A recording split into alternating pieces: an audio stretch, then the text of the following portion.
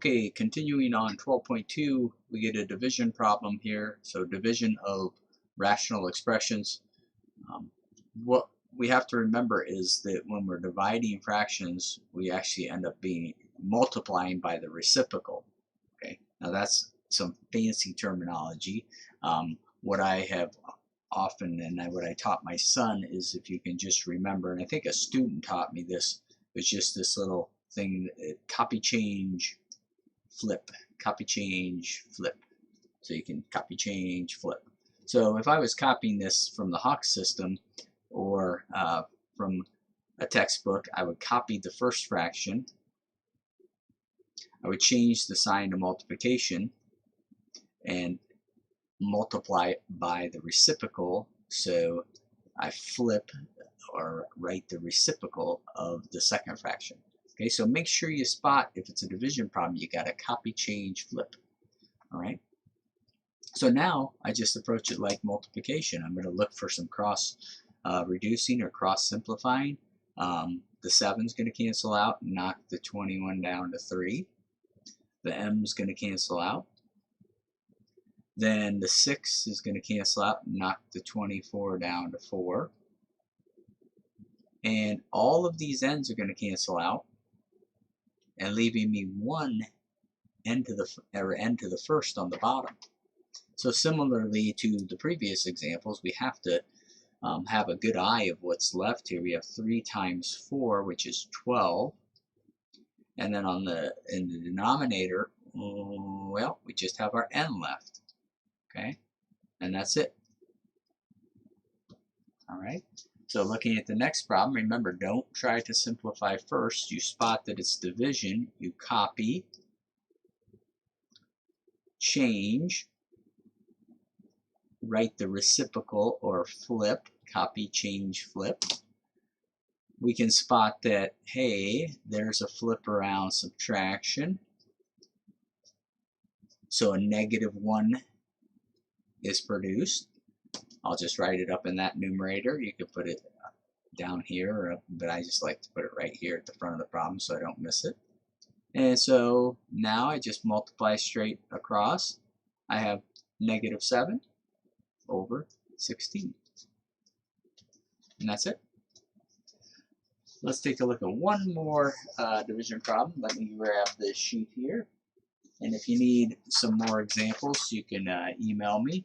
But this is the last one that we'll look at in these videos here. But I see that it's division, probably going to be some factoring involved. I'll copy this first fraction. Didn't leave myself too much space for factoring there.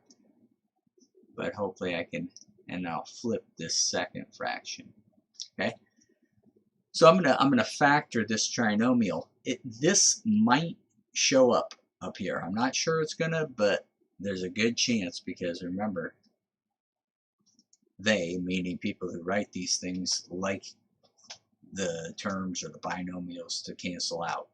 Okay, so I'm gonna try 4x and x. That gets me 4x squared. And then I'm going to try plus 3 here because I believe that's going to cancel out.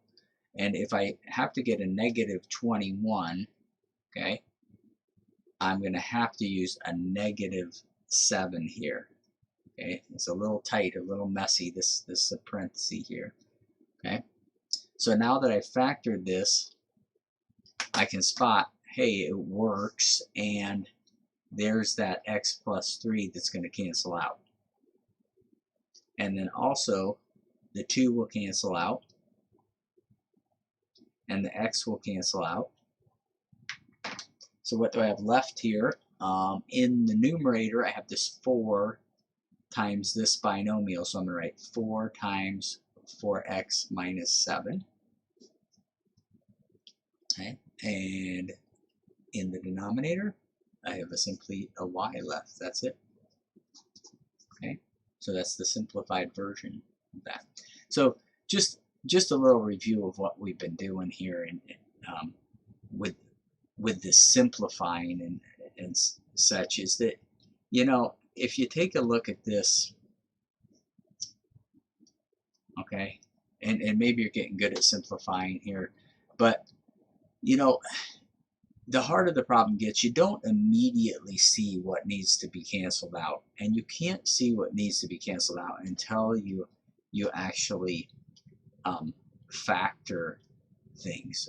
All right, now you can see that this m plus 5 cancels out. Okay, so I kind of joke around in class that hidden in the depths of these rational expressions are these little puzzles that you have to break apart so you can see what will cancel out.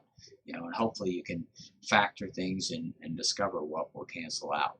Okay, so keep practicing. It gets tricky, and you got to have a good organization. So that wraps up. I believe that wraps up 12.2. So we'll move on to 12.3. Thanks.